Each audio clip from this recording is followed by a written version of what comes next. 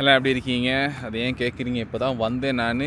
துவாஸில் வந்து என்னோடய எக்ரிமெண்ட் வந்து முடிய போகுது மே மாதம் கடைசியில். ஸோ நான் வேறு வீடு பார்த்தாகணும். அப்ளை பண்ணுறேன், வெயிட்டிங் லிஸ்ட்டில் இருக்கேன். அப்போ நான் கேட்டேன் குயிக்லி அவைலபிள் இருக்க அப்பார்ட்மெண்ட்டுக்கு போவேலுமான்ட்டு. அவனுங்க சொன்னானுங்க நீங்கள் போகலாம், ஆனால் எக்ரிமெண்ட் வந்து அடுத்த மாதம் தானே முடியுது, நீங்கள் அடுத்த மாதமும் ரெண்ட்டை பே பண்ணி தான் ஆகணும். அது மட்டும் இல்லாமல் நீங்கள் அதுக்கு முன்னுக்கு போய்ட்டு எக்ரிமெண்ட்டை நீங்கள் ப்ரீச் பண்ணீங்கன்னு சொன்னால் வந்து நீங்கள் பண்ண அந்த அட்வான்ஸ் பேமெண்ட், அந்த டிபாசிட் வந்து திரும்ப கொடுக்க மாட்டேன்ட்டானுங்க. என்னடா அது நீங்கள் எப்படி சொல்கிறீங்க? அப்பார்ட்மெண்ட் கிடச்சா நான் ஏன்டா வேலை அப்ளை பண்ண போகிறேன்னு யோசிச்சுக்கிட்டே வந்து உட்காந்துருக்கேன். அன்றைக்கி நான் போட்ட வீடியோ அந்த ஃபர்ஸ்ட் சேலரி எல்லாத்துக்குமே வந்து இந்த மொதல் சேலரி ஞாபகம் இருக்கா, எவ்வளோ வாங்கினீங்க அப்படின்னு சொல்லி, எந்த கம்பெனி எந்த வருஷம்னு சொல்லிட்டு நிறைய பேர் வந்து ரொம்ப இமோஷனலாக நிறைய கமெண்ட்ஸ் பண்ணியிருந்தீங்க. நிஜமாகவே அந்த ஃபர்ஸ்ட்டு சேலரி வந்து ஒரு மாதிரி ரொம்பவே கனெக்டட் தான். அது மட்டும் இல்லாமல் அந்த ஃபர்ஸ்ட்டு கம்பெனி நமக்கு எந்த எக்ஸ்பீரியன்ஸும் இல்லாமல் நம்மளை நம்பி ஒரு வேலையை கொடுத்தது, அது எவ்வளோ பெரிய ஒரு அமௌண்ட்டாக இருந்தாலும் அந்த சேலரி சம்பளத்தை கையில் வாங்குறது, அது எல்லாமே ஒரு மாதிரி செம்ம ஃபீலிங்கில். நான் வேலை கிடச்சதே வந்து ஒரு மாதிரி அது ஒரு வித்தியாசமான ஸ்டோரி தான். நான் ஆக்சுவலாக வந்து ஆரம்பத்தில் பீஸா ஹட்டில் வந்து எனக்கு ஒரு இன்டர்வியூ போயிட்டு வந்துட்டு நான் அடுத்த கிழமை ஜாயின் பண்ணணும். ஸோ நான் வந்து உட்காந்துருக்கேன், யோசிச்சுட்டு இருக்கேன். சரி ஓகே, நான் ஒரு கிழமை இருக்குது என் ஃப்ரெண்டு வீட்டில் தான் நான் போர்டிங் கேட்டிருந்தேன். அப்போ இன்னொரு ரொம்ப தோஸ்து, சின்ன வயசுலேருந்து செம்ம தோஸ்து ஃப்ரெண்டு ஒருத்தன் வந்தான் இன்டர்வியூக்கு. வந்துட்டு மச்சான் இப்படி தான் அந்த கம்பெனிக்கு நான் தனியாக போகிறேன்டா, ஒரு மாதிரி இருக்குது, நீயும் கூட வாரியா அப்படின்னு சப்போர்ட்டுக்கு எனக்கு கூப்பிட்டான். அப்போ சரி வா மச்சான் அப்படின்ட்டு நானும் இன்னும் ஒரு கிழமை இருக்குது வேலைக்கு போகிறதுக்கு அப்படின்ட்டு நானும் அவன் கூட போனேன். போனோன்னே அவனுக்கு இன்டர்வியூ எல்லாம் ப்ரிப்பேர் பண்ணுறானுங்க, அப்ளிகேஷன்லாம் ஃபில் பண்ணிக்கிட்டு இருக்கான். அப்போ நான் தான் எல்லாம் ஹெல்ப் பண்ணேன் அப்ளிகேஷன்லாம் ஃபில் பண்ணுறதுக்கு. ஸோ 2 பேரும் சேர்ந்து எல்லாம் பண்ணிக்கிட்டு இருக்கும்போது அப்போ ஹெச்ஆர் வந்து கேட்டால் நீங்கள் எங்கே வேலை செய்கிறீங்க அப்படின்ட்டு. அப்போ நான் சொன்னேன் நான் வேலை செய்யலை, நான் ஒரு இன்டர்வியூ போயிட்டு வந்தேன், அடுத்த கிழமை தான் எனக்கு வேலைக்கு வர சொல்லியிருக்காங்க அப்படின்னோடனே எங்களோட கம்பெனியில் இன்னொரு பொசிஷனும் அவைலபிள் இருக்குது, நீங்கள் வேணால் ட்ரை பண்ணுறீங்களா அப்படின்னு கேட்டானுங்க. அப்புறம் சொன்னேன் ஓகே. எனக்கு எவ்வளோ சம்பளம் அது இதெல்லாம் ஒன்றுமே கேட்கல நான். என் ஃப்ரெண்டு வேலை செய்கிறான், நானும் ஒன்றா வேலை செய்யலாம், சின்ன வயசுலேருந்து ஒன்றாவே இருந்தோம், ஒரே கம்பெனி, ஸோ ஒரு மாதிரி ஜாலியாக இருக்கும் அப்படின்ட்டு சரி ஓகே நானும் அப்படின்ட்டேன். நான் ஆக்சுவலாக வந்து செருப்பு போட்டுக்கிட்டு அந்த மாதிரி தான் அந்த இடத்துக்கே போயிருந்தேன் அவன் கூட. அவன் கூட கம்பெனிக்கு தானே போயிருந்தேன். அப்போ அவனையும் இன்டர்வியூ பண்ணானுங்க, என்னையும் இன்டர்வியூ பண்ணானுங்க. அப்போ 2 பேருமே செலக்ட் ஆகிட்டோம். அவன் வந்து சேல்ஸ் கோஆர்டினேட்டராக இருந்தான், நான் வந்து சேல்ஸ் எக்ஸிக்யூட்டிவ் ட்ரைனிங்க்கு என்னை கூப்பிட்டானுங்க. ஸோ செம்ம ஜாலி 2 பேரும்.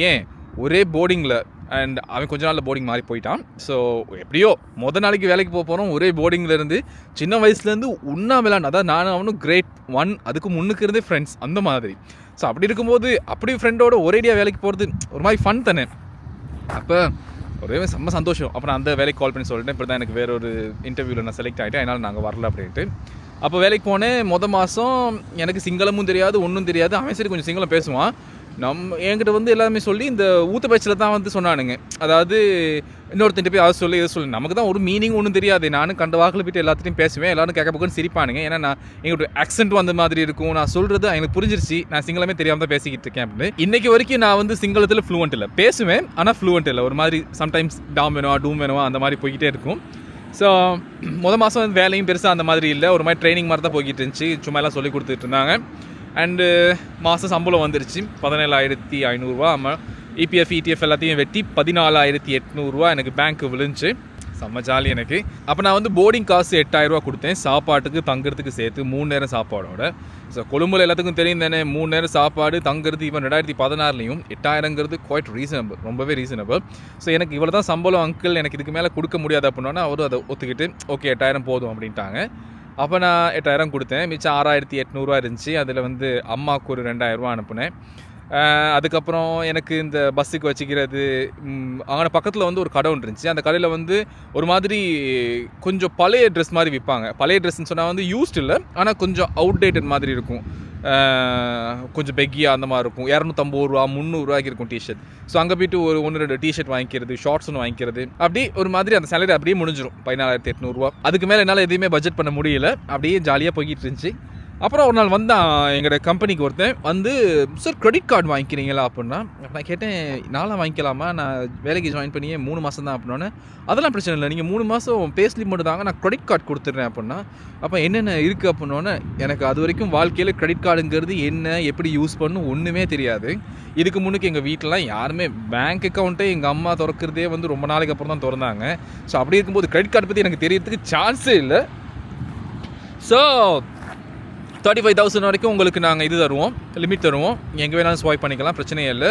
மந்த்லி நீங்கள் இந்த மாதிரி மினிமம் அமௌண்ட்னு ஒன்று இருக்குது, அதை மட்டும் பே பண்ணிக்கிட்டே போகலாம். அப்படின்னோடனே அப்போ நான் மிச்சத்தை எப்படி பே பண்ணணுன்னே அது நீங்கள் உங்களுக்கு எப்போலாம் கிடைக்குமோ அது கிடைக்கிற மாதிரி பே பண்ணிக்கலாம் அப்படின்னா நம்மகிட்ட சரி இவ்வளோ நல்ல விஷயமா, சேலரியே வந்து 14,500 தான் கிடைக்குது, மாதம் இதில் 35,000 வரைக்கும் வரும் அப்படின்னா 50,000 எனக்கு சம்பளம் அப்படின்னு நான் யோசிக்கிட்டேன். அம்மா சாமி. அதுக்கப்புறம் தான் கடை தீனிலாம் நிறைய போச்சு. கடை தீனி, உடுப்பு வாங்குறது, ஒரு 3-4 மாதம் மினிமம் பேமெண்ட் அப்படியே கட்டி வந்து அப்படியே ஒரு மாதிரி இறுகிட்டேன். இறுகிட்டேன். என்னால் என்ன பண்ணுறேன்னு தெரியல. அதுக்கப்புறம் கொஞ்ச நாள் அவங்க எனக்கு கால் பண்ணல, ஒன்றுமே பண்ணலை. ஆனாலும் அதுக்கப்புறம் எனக்கு ஒரு மாதிரி உறுத்திக்கிட்டே இருந்துச்சு, இது எங்கேயாச்சும் பிற்காலத்தில் பெரிய பிரச்சனை ஆயிருமோ அப்படின்ட்டு ஒரு இடத்துல பெரிய கடனை வாங்கி அதை கட்டி நிப்பாட்டி விட்டேன். அதுக்கு பிறகு கிரெடிட் கார்டுங்கிறதே நான் வாழ்க்கையில் வாங்கினதே இல்லை. இன்றைக்கு வரைக்கும் நான் கிரெடிட் கார்டு யூஸ் பண்ணுறதே இல்லை, ஃபுல் டெபிட் கார்டு மட்டும் தான். அது ஏன் நமக்கு இன்னொருத்தனை கடன் ஆச்சு நம்ம செய்வோமே அப்படின்னு சொல்லிட்டு. ஆனால் அந்த டைமில் வந்து அந்த சின்னதாக மாத கடைசியில் ஒரு சேவிங்ஸ் இருந்தாலும் ஒரு கொத்து வாங்கி சாப்பிட்றது, பரோட்டா, முட்டை ரொட்டி வாங்கி சாப்பிட்றது, அப்புறம் ஏதாவது ஒன்று பனிஸ் அதுன்னு சொல்லி ஸ்ட்ரீட் ஃபுட் போய்ட்டு வாங்கி சாப்பிட்றது, மாத கடைசியில் பஸ்ஸு காசு இல்லாமல் நடந்து போகிறது. அண்ட் ஒரு சில மாதங்கள் வீட்டுக்கே போக முடியாத நிலைமை இருக்குது. ஏன்னு சொன்னால் வந்து கையில் காசே இல்லை, போக முடியாது, பட்ஜெட் இருக்காது. ஸோ இந்த மாதிரியான நிறைய விஷயங்கள் வந்து அந்த டைமில் வந்து ரொம்ப கசப்பாகவே இருந்தாலும் ஆனால் அது வந்து நம்மளை நிறையவே ஷேப் பண்ணுச்சு. ஒரு மாதிரி நம்மளை தப்பான வழியில் எங்கேயுமே போக விடாமல், இன்னொரு பக்கம் நமக்கு போகிறதுக்கும் காசு வசதி எதுவுமே இல்லை. அப்படியே இருந்தாலுமே கூட வந்து நமக்கு அதை விட நிறைய கமிட்மெண்ட் நம்மளை அதை ரியலைஸ் பண்ண வச்சது. ஸோ அந்த மாதிரி சின்ன சம்பளமாக இருந்தாலும் அந்த வேலை, அந்த காசு, அந்த சிச்சுவேஷன் நமக்கு கற்றுக் கொடுத்த பாடம் வந்து நிறைய. அதை நான் இன்னுமே வந்து ரொம்ப அட்மையர் பண்ணுறேன். நிறைய நான் தனியாக உட்காந்து யோசிச்சுக்கிட்டு இருப்பேன்.